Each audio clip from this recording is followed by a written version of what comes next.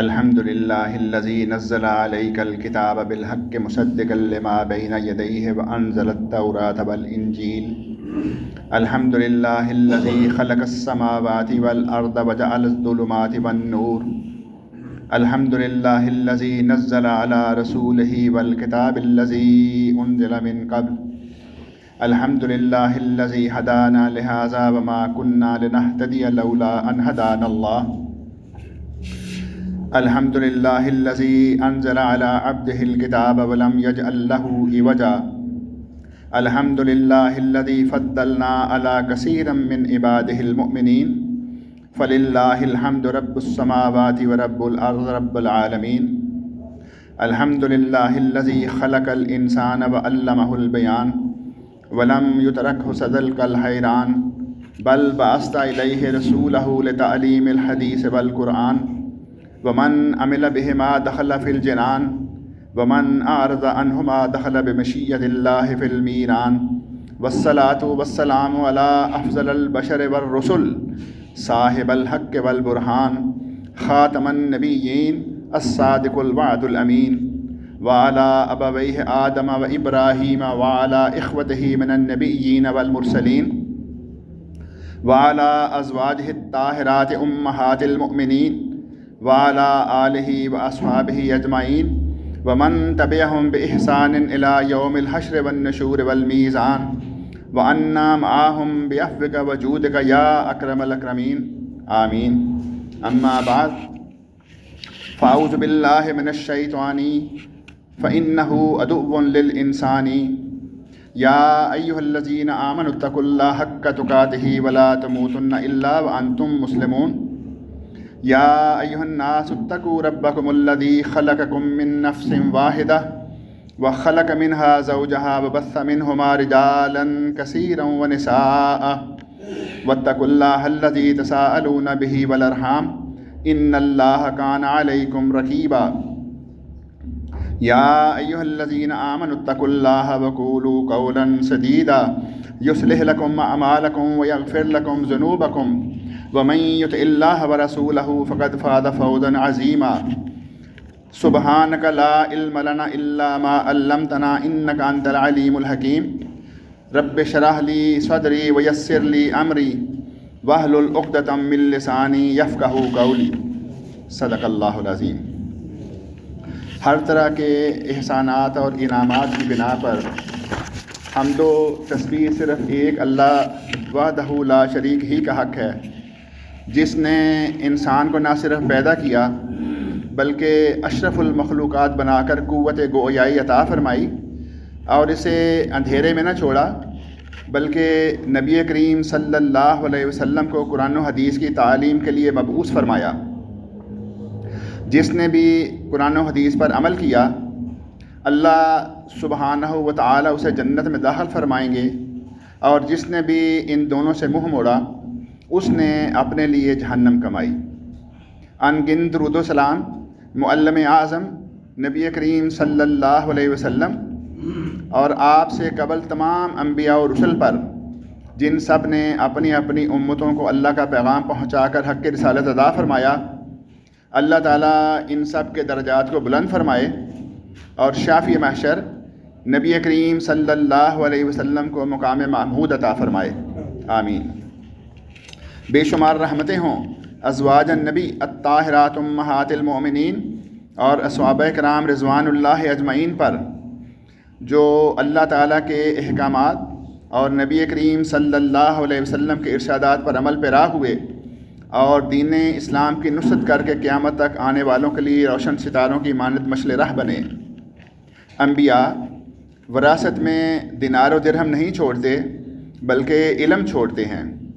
صحابہ کرام رضوان اللہ اجمعین اور تابعین کیا ہی اچھے اور عمدہ وارث تھے، جنہوں نے وراثت نبویہ کا حق ادا کیا اور توحید کی دعوت مشرق و مغرب تک پہنچا کر بنی نوع انسان کی ہدایت کا سبب بنے۔ اللہ تعالی ہم سب کو ان کی پیروی اور احکامات و ارشادات کی بجا آوری کی توفیق عطا فرمائے۔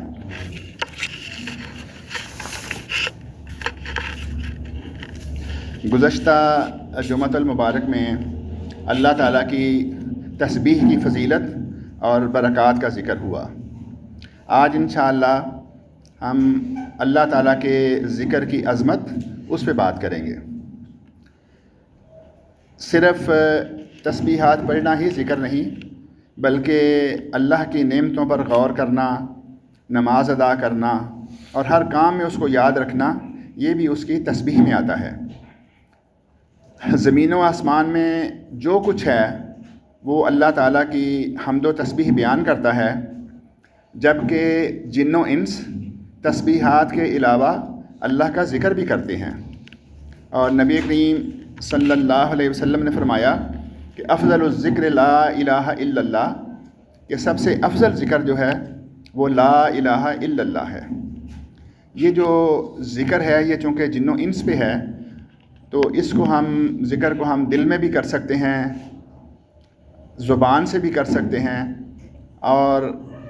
اللہ تعالیٰ کے احکامات پر عمل پیرا ہو کر بھی اللہ تعالیٰ کا ذکر کر سکتے ہیں۔ اللہ تعالیٰ نے ہماری رہنمائی فرماتے ہوئے سورہ بقرہ میں ارشاد فرمایا، فاذکرونی اذکرکم واشکروا لی ولا تکفرون، تم مجھے یاد رکھو میں تمہیں یاد رکھوں گا، اور میرا شکر ادا کرو اور ناشکری نہ کرو۔ یہ کتنی بڑی عظمت ہے کہ اگر ہم اللہ تعالیٰ کو یاد کرتے ہیں، اس کا ذکر کرتے ہیں، تو جواباً اللہ تعالیٰ بھی ہمیں یاد کرتے ہیں۔ اور پھر اس کے ثمرات کا بھی ذکر کیا، الذین آمنوا وتطمئن قلوبہم بذکر اللہ الا بذکر اللہ تطمئن القلوب، جو ایمان لاتے ہیں اور جن کے دل اللہ کی یاد سے مطمئن ہوتے ہیں، سن لو اللہ کے ذکر ہی سے دلوں کو اطمینان نصیب ہوتا ہے۔ اس آیت مبارکہ میں ایک لفظ آیا ہے بذکر اللہ، اس کے بعد آیا ہے الا بذکر اللہ تطمئن القلوب۔ تو یہ جو الا کا لفظ ہے نا، یہ ایک قسم کی تنبیہ، خبردار کرنے کے لیے یہ لفظ آتا ہے۔ تو اس کے ہم اپنی زبان میں تو کئی ایک تراجم کرتے ہیں، لیکن اس کا اصل جو مفہوم ہے وہ یہی ہے کہ کوئی آدمی کسی کام میں نہایت مصروف ہو اور اچانک سے اس کو کسی جگہ سے بلایا جائے، تو اس کی مثال ویسے تو عموماً اس مسافر کے لیے جاتے ہیں جو ایئرپورٹ پہ جا رہا ہو، تو اس وقت وہ اپنے سامان، ٹکٹ، بچوں، ان کے ساتھ وہ بہت مشغول ہوتا ہے۔ اتنے میں آپ سنتے ہیں کہ وہ ایک ہلکی سی گھنٹی بجتی ہے، اس کے بعد ایک اناؤنسمنٹ ہونی ہوتی ہے، کیونکہ وہ جو اناؤنسمنٹ ہے وہ یہ ہے کہ اب یہ آپ کی فلائٹ کا وقت ہو گیا ہے، تو اب آپ اس کی طرف چلیں۔ اور وہ جو گھنٹی بجا کے خبردار کرنا ہے، اس کی تشبیہ اس سے دی گئی ہے کہ الا، اور اس کے بعد جہاں پہ بھی قرآن حکیم میں یہ لفظ آیا ہے الا، تو اس کے بعد جو ہے وہ پھر فیصلہ کن چیز آ جاتی ہے، کہ جس طرح اس میں فرمایا کہ جو ایمان لاتے ہیں اور جن کے دل اللہ کی یاد سے مطمئن ہوتے ہیں، سن لو اللہ کا ذکر ہی دلوں کو اطمینان نصیب کرتا ہے۔ یعنی جب ذکر کا اس کا تذکرہ آیا تو اس کے بعد یہ بھی فرما دیا کہ یہ سن لو، اچھی طرح جان لو، سمجھ لو، کیونکہ اس کے علاوہ کے تو کئی ایک تراجم ہیں جو ہم اپنی زبان میں کر سکتے ہیں، لیکن اس کو سمجھنے کے لیے آسان سا طریقہ یہ ہے کہ اس کے بعد جو چیز آئے وہ فیصلہ کن ہوتی ہے۔ پھر اس کے علاوہ سورہ احزاب میں بھی اللہ تعالیٰ نے ارشاد فرمایا، یا ایھا الذین آمنوا اذکروا اللہ ذکرا کثیرا، اے ایمان والو اللہ کو بکثرت یاد کرو۔ اس کے بعد سورہ جمعہ میں ارشاد ہے، یا ایھا الذین آمنوا اذا نودی للصلاۃ من یوم الجمعۃ فاسعوا الی ذکر اللہ وذروا البیع ذالکم خیر لکم ان کنتم تعلمون۔ اے ایمان والو، جمعہ کے دن جب تم نماز کے لیے اذان کی آواز سنو تو اللہ کے ذکر کی طرف دوڑو، اللہ کے ذکر کی طرف دوڑو اور خرید و فروخت چھوڑ دو، یہ تمہارے لیے بہتر ہے اگر تم جانو۔ اس کے بعد اگلی آیت مبارکہ میں ارشاد فرمایا، فَإِذَا قُضِيَتِ الصَّلَاةُ فَانتَشِرُوا فِي الْأَرْضِ وابتغوا من فضل اللہ واذکروا اللہ کثیرا لعلکم تفلحون۔ پھر جب تم نماز ختم کر لو تو زمین میں پھیل جاؤ اور اللہ کا فضل تلاش کرو۔ وابتغوا من فضل اللہ، یہ ہمارے جو آج جس طرح ابھی ہم جمعہ پڑھ رہے ہیں تو یہ اس سے متعلقہ ہے کہ جیسے ہی ہم اذان کی آواز سنیں تو فوراً مساجد میں آ جائیں، اور جب ہم نماز پڑھ لیں تو پھر اللہ کا فضل تلاش کرنے ہم زمین میں پھیل جائیں اور اللہ کا ذکر کثرت سے کرو تاکہ تم فلاح پاؤ۔ اس میں ایک اگر اس کی مثال یوں لی جائے کہ جیسے ہم مسجد میں جب داخل ہوتے ہیں تو اس کی بھی ایک دعا ہے، اور جب ہم مسجد سے باہر نکلتے ہیں اس کی بھی ایک دعا ہے، اور یہ انشاءاللہ مجھے اللہ سے امید ہے کہ ہمارا ہر نمازی جو ہے وہ جیسے ہی مسجد میں داخل ہو وہ اپنا رائٹ پاؤں جو ہے مسجد کے اندر رکھے اور دعا پڑھے، اللہم افتح لی ابواب رحمتک، اے اللہ میرے لیے اپنی رحمت کے دروازے کھول دے۔ اب دیکھیں کہ ہم نے مسجد میں آ کے اللہ کی عبادت کرنی ہے، اس کا ذکر اذکار کرنا ہے، تو اس کے لیے ہم اللہ تعالیٰ سے یہ التجا کرتے ہیں کہ اے اللہ اللہم افتح لی ابواب رحمتک، کہ ہمارے لیے اپنی رحمت کے دروازے جو ہیں وہ کھول دے۔ اور جیسے ہی ہم نے یہاں سے جمعہ ادا کیا، نماز پڑھی، تو اس کے بعد جب ہم مسجد سے باہر نکلتے ہیں تو پھر ہم نے اپنا الٹا پاؤں باہر رکھنا ہے تاکہ سیدھا پاؤں جو ہے وہ پھر بھی آخری مسجد میں رہے، اور اس وقت جو دعا پڑھنی ہے وہ اس آیت مبارکہ کے عین مطابق ہے، اللہم انی اسألک من فضلک، اے اللہ ہم تیرے فضل کا سوال کرتے ہیں، کیونکہ جب ہم زمین میں جا کے اللہ کا رزق تلاش کرتے ہیں تو یہ ہماری قابلیت یا ہماری ہوشیاری کی وجہ سے اللہ تعالیٰ ہمیں عطا نہیں کرتا، بلکہ یہ اس کا فضل ہے جو اس نے ہمارے اوپر اپنا فضل کیا ہوا ہے، اور ہمیں وہ اپنی عنایات سے نوازتا رہتا ہے۔ اور اگر ان چیزوں پہ ہم عمل نہ کریں تو پھر قرآن حکیم میں ہی اس کے بارے میں بڑی سخت وعید آئی ہے، کیونکہ قرآن حکیم میں ظاہر ہے کہ ہمیں رغبت بھی دی جاتی ہے کہ ہم اچھے کام کریں، اللہ کا ذکر تسبیحات کریں، اور پھر جن چیزوں سے اللہ تعالیٰ نے منع فرمایا ہے ان کا بھی تو ذکر ہے۔ اور قرآن حکیم میں ارشاد ہے وَمَنْ أَعْرَضَ عَنْ ذِكْرِي فَإِنَّ لَهُ مَعِيشَةً ضَنْكَ وَنَحْشُرُهُ يَوْمَ الْقِيَامَةِ أَعْمَى۔ یہ اس کے جب آپ الفاظ سنیں گے تو اتنے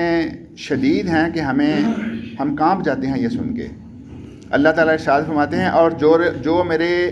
ذکر سے رخ پھیرے گا اس کے لیے زندگی تنگ ہوگی، اور قیامت کے دن ہم اسے اندھا اٹھائیں گے۔ وَنَحْشُرُهُ يَوْمَ الْقِيَامَةِ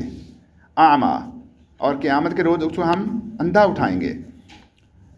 اس وقت پھر جب وہ مکالمہ ہوگا، سوال جواب ہوگا، تو وہ بندہ اللہ تعالیٰ سے پوچھے گا قال رب لما حشرتنی اعمیٰ، اے میرے رب تو نے مجھے اندھا کیوں اٹھایا؟ وقد کنت بصیرا، کہ میں تو دنیا میں بصارت والا تھا، میری تو آنکھیں تھیں، میں تو دیکھتا تھا، لیکن قیامت میں تو نے مجھے اندھا کیوں اٹھایا؟ اللہ تعالیٰ ارشاد فرمائیں گے قال کذالک، کہ یہ اسی طرح ہے، اتت کا آیاتنا فنسیتہا، کہ تمہارے پاس میری آیات اور میری نشانیاں آئیں تو تو نے اسے بھلا دیا، ان پر عمل نہ کیا۔ وَكَذَلِكَ الْيَوْمَ تُنْسَىٰ، اور آج کے دن ہم نے تمہیں بھلا دیا۔ یہ بڑی سخت وعید ہے، اگر ہم اس کو سن لیں، سمجھ لیں اور اس کے اوپر عمل کریں تو انشاءاللہ اللہ تعالیٰ سے امید ہے کہ اللہ تعالیٰ ہمارے لیے جو ہے وہ اس دنیا میں آسانیاں پیدا فرما دے گا۔ اس کے بعد اسی آیت کا جب اختتام ہوتا ہے ان 4 آیات کا، تو اس میں ہے وَكَذَلِكَ نَجْزِي مَنْ أَسْرَفَ وَلَمْ يُؤْمِنْ بِآيَاتِ رَبِّهِ وَلَعَذَابُ الْآخِرَةِ أَشَدُّ وَأَبْقَىٰ، اس طرح ہم بدلہ دیں گے اس کو جو حد سے گزر گیا اور اپنے رب کی آیات پر ایمان نہیں لایا، اور آخرت کا عذاب بہت سخت ہے اور ہمیشہ رہنے والا ہے۔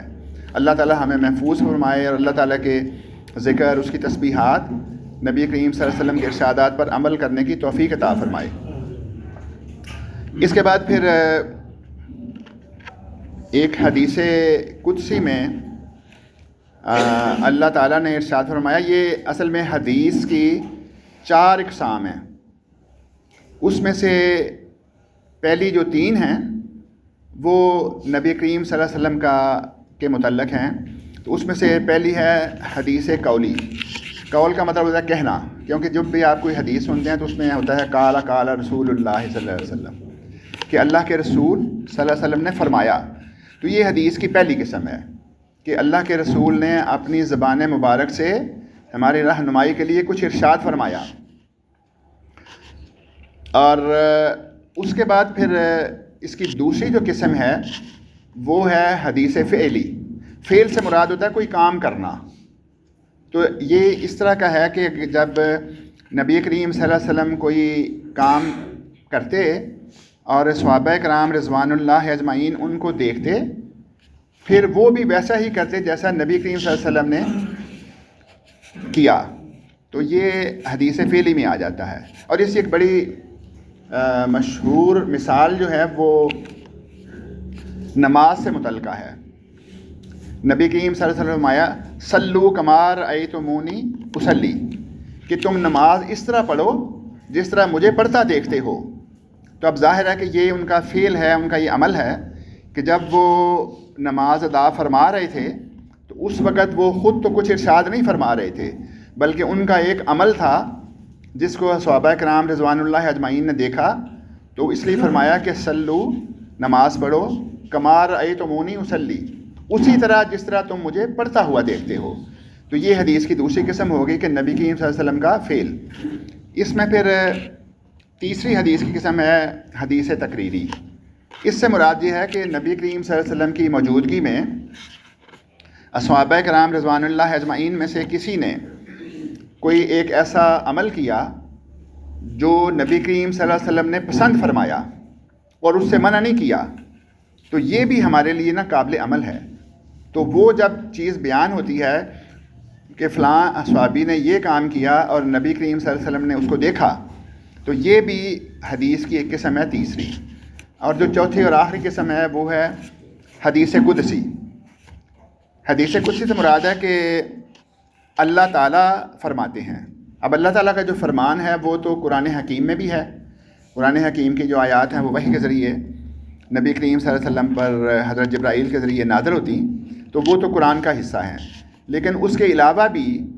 اللہ تعالیٰ نے کئی مواقع پر ہماری رہنمائی فرمائی، اور وہ پھر نبی کریم صلی اللہ علیہ وسلم کو ارشاد فرمایا کہ اس طرح ہے۔ تو یہ اب ایک حدیث ہے۔ اچھا، جو بھی کوئی حدیث قدسی ہوگی اس میں ڈائریکٹلی جو ہے وہ اللہ اور اللہ کے بندے کا رابطہ ہوگا۔ اب اس میں بھی یہ حضرت ابو ہریرہ رضی اللہ تعالیٰ عنہ سے مروی ہے، یہ صحیحین میں ہے، یعنی یہ بخاری اور مسلم میں ہے۔ قال النبی صلی اللہ علیہ وسلم یقول اللہ تعالیٰ، پہلے آیا قال النبی صلی اللہ علیہ وسلم کہ نبی کریم صلی اللہ علیہ وسلم فرماتے ہیں، اس کے بعد پھر دوبارہ آیا کہ یقول اللہ تعالیٰ، کہ اللہ تعالیٰ کہتے ہیں۔ تو اب یہ حدیث قدسی ہو گئی۔ نبی کریم صلی اللہ علیہ وسلم نے کہا کہ اللہ تعالیٰ ایسے کہتے ہیں، انا عند ظن عبدی بی وانا معہ اذا ذکرنی فان ذکرنی فی نفسہ ذکرتہ فی نفسی وان ذکرنی فی ملأ ذکرتہ فی ملأ خیرا منہم وان تقرب الی بشبر تقربت الیہ ذراعا وان تقرب الی ذراعا تقربت الیہ باعا وَإِنْ أَتَانِي يَمْشِي أَتَيْتُهُ هَرْوَلًا۔ اللہ تعالیٰ نے حدیث قدسی میں فرمایا کہ میرا بندہ میرے متعلق جیسا گمان کرتا ہے، جیسا خیال کرتا ہے، وہ مجھے ویسا ہی پاتا ہے۔ جب میرا بندہ ذکر کرتا ہے تو میں اس کے ساتھ ہوتا ہوں۔ اگر وہ دل میں ذکر کرے تو میں بھی خفیہ طور پر اس کا ذکر کرتا ہوں، اور اگر وہ جماعت میں میرا ذکر کرے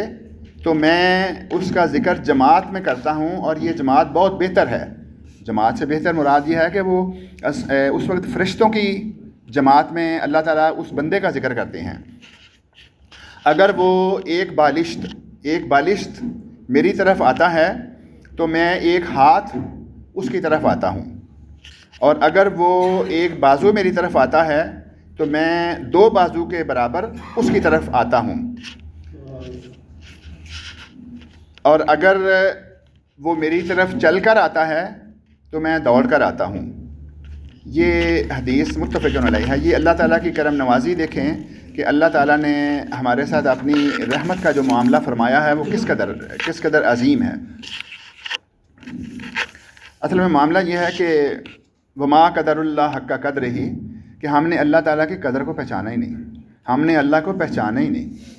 ہم اللہ کو جانتے ہی نہیں۔ جو اللہ تعالیٰ کے احکامات ہیں ان پہ پھر ہم اسی طرح عمل نہیں کرتے۔ وما قدر اللہ حق قدر ہی۔ اسی طرح پھر ایک اور حدیث قدسی ہے، یہ کافی طویل ہے، اور اس حدیث مبارکہ میں اسے بھی نبی کریم صلی اللہ علیہ وسلم نے فرمایا کہ اللہ تعالیٰ کہتے ہیں،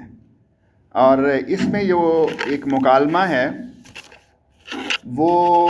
بڑا دلچسپ مکالمہ ہے، اور یہ مکالمہ جو ہے وہ ظاہر ہے کہ کوئی بھی مکالمہ 2 کے درمیان ہوتا ہے، تو اس میں اللہ تعالیٰ جو ہیں، اللہ تعالیٰ اور فرشتے یہ بات کر رہے ہیں، اور بات کس کے بارے میں کر رہے ہیں؟ ہماری امت کے بارے میں کر رہے ہیں۔ اور یہ بھی ایک بڑی عظیم حدیث ہے، حدیث قدسی، جس میں نبی کریم صلی اللہ علیہ وسلم نے فرمایا کہ اللہ تعالیٰ کہتے ہیں کہ اللہ تعالیٰ کے کچھ فرشتے ایسے ہیں جو دنیا میں پھرتے رہتے ہیں اور ذکر کی مجالس کو تلاش کرتے ہیں، اور جب وہ مجلس کو پا لیتے ہیں جس میں اللہ تعالیٰ کا ذکر ہوتا ہے تو وہ ان میں آ کر بیٹھ جاتے ہیں، اور اس مجلس میں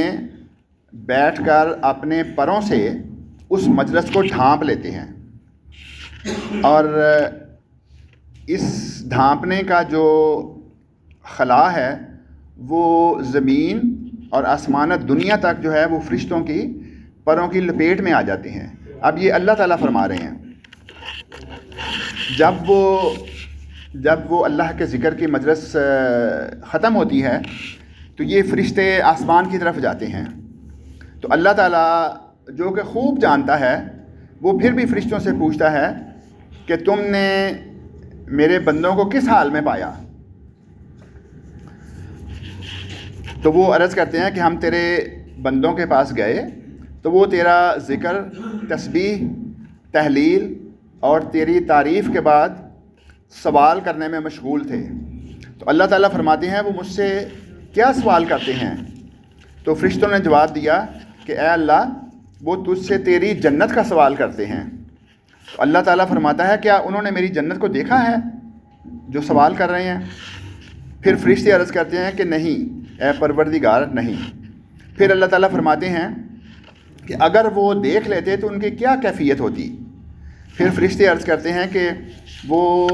اللہ تجھ سے وہ پناہ مانگ رہے تھے، اس چیز سے پناہ مانگ رہے تھے جہنم سے۔ تو فرشتے عرض کرتے ہیں کہ کہ انہوں نے، اللہ تعالیٰ پوچھتے ہیں کیا انہوں نے جہنم دیکھی؟ تو فرشتے عرض کرتے ہیں کہ نہیں، انہوں نے جہنم تو نہیں دیکھی۔ تو پھر اللہ تعالیٰ فرماتے ہیں کہ اگر انہوں نے دیکھ لی ہوتی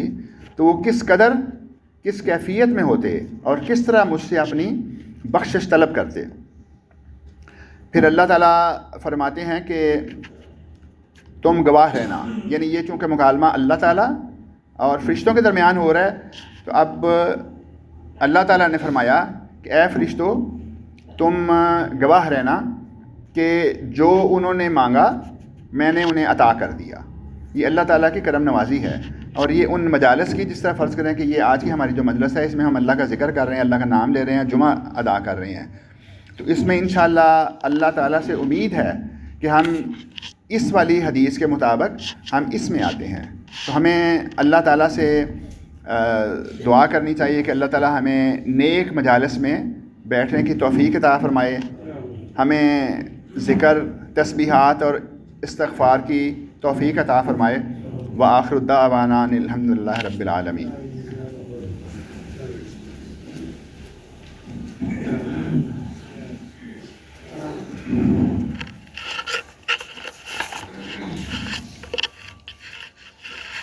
إن الحمد لله نحمده ونستعينه ونستغفره ونعوذ بالله من شرور أنفسنا ومن سيئات أعمالنا من يهده الله فلا مضل له ومن يضلله فلا هادي له وأشهد أن لا إله إلا الله وأشهد أن محمدا عبده ورسوله أما بعد فإن خير الحديث كتاب الله وخير الهدي هدي محمد صلى الله عليه وسلم وشر الأمور محدثاتها وكل محدثة بدعة وكل بدعة ضلالة وكل ضلالة في النار فأعوذ بالله من الشيطان الرجيم إن الله وملائكته يصلون على النبي يا أيها الذين آمنوا صلوا عليه وسلموا تسليما اللهم صل على محمد وعلى آل محمد كما صليت على إبراهيم وعلى آل إبراهيم إنك حميد مجيد اللهم بارك على محمد وعلى آل محمد كما باركت على إبراهيم وعلى آل إبراهيم إنك حميد مجيد اللهم ظلني تحت ظل عرشك يوم لا ظل إلا ظل عرشك ولا باقي إلا وجهك واسقنا من حوض نبيك سيدنا محمد صلى الله عليه وسلم شربة هنية مرية لا نزمع بعدها أبدا اللهم إني أسألك من خير ما سألك منه نبيك سيدنا محمد صلى الله عليه وسلم وأعوذ بك من شر ما استعاذك منه نبيك سيدنا محمد صلى الله عليه وسلم اللهم إني أسألك الجنة ونعيمها وما يقربني إليها من قول أو فعل أو عمل وأعوذ بك من النار وما يقربني إليها من قول أو فعل أو عمل اللهم إن لك علي حقوقا كثيرة فيما بيني وبينك وحقوقا كثيرة فيما بيني وبين خلقك اللهم ما كان لك منها فاغفره لي وما كان لخلقك فتحمله عني وأغنني بحلالك عن حرامك وبطاعتك عن معصيتك وبفضلك عمن سواك يا واسع المغفرة اللهم إن بيتك عظيم ووجهك كريم وأنت يا الله حليم كريم عظيم تحب العفو فاعف عنا اللهم إني أسألك إيمانا كاملا ويقينا صادقا ورزقا واسعا وقلبا خاشعا ولسانا ذاكرا ورزقا حلالا طيبة وتوبة نصوح وتوبة قبل الموت وراحة بعد الموت والعفو عند الحساب والفوز بالجنة والنجاة من النار برحمتك يا عزيز يا غفار رب زدني علما والحقني بالصالحين اللهم يا رب البيت العتيق أعتق رقابنا ورقاب آبائنا وإخواننا وأولادنا من النار يا ذا الجود والكرم والفضل والمن والعطاء والإحسان اللهم أحسن عاقبتنا في الأمور كلها وأجرنا من خزي الدنيا وعذاب الآخرة توفنا مسلمين والحقنا بالصالحين غير خزايا ولا مفتونين اللهم لا تدع لنا ذنبا إلا غفرته ولا هما إلا فرجته ولا عيبا إلا سترته ولا مريضا إلا شفيت وعافيت ولا غائبا إلا رددت ولا عدوا إلا خذلت ودمرت ولا فقيرا إلا أغنيت ولا حاجة من حوائج الدنيا والآخرة لنا فيها صلاح إلا قضيتها ويسرتها اللهم آمن خوفنا واستر عيوبنا واغفر ذنوبنا واكشف كروبنا واختم بالصالحات أعمالنا برحمتك يا أرحم الراحمين إن الله يأمر بالعدل والإحسان وإيتاء ذي القربى وينهى عن الفحشاء والمنكر والبغي يعظكم لعلكم تذكرون أقم الصلاة إن الصلاة تنهى عن الفحشاء والمنكر ولذكر الله أكبر والله يعلم ما تصنعون